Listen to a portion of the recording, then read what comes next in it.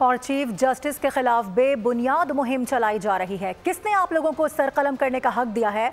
फतवा जारी करने वाले की गिरफ्तारी फौरी की जाएगी। वफाकी वजीर इत्तलात अता तारड़ ने कहा कि अब ये मजम्मत से आगे का काम हो चुका है। नफरत फैलाने वालों के सामने दीवार बनेंगे। रहनुमा हनीफ अब्बासी बोले, ये कत्ल के फतवे देने वाले होते कौन हैं? मुल्क में किसी को अनारकी फैलाने की इजाजत नहीं देंगे।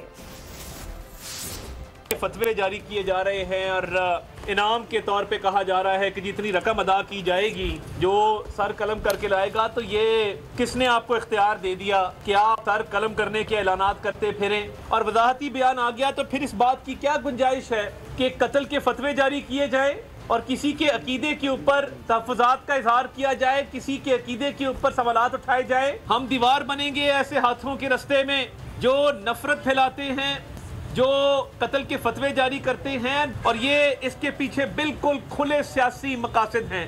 ये जो कल एक फतवा जारी किया गया, ये मोहम्मद से वफा तूने तो हम तेरे हैं, ये जहाँ चीज है क्या लौह कलम तेरे हैं। इसलिए इस पाकिस्तान के अंदर अनारकी फैलाने की इजाजत नहीं दी जाएगी। तारीख है, जिन जिन को गलत मकासद के लिए इस्तेमाल करने की कोशिश की गई वो फिर गलती साबित हुए।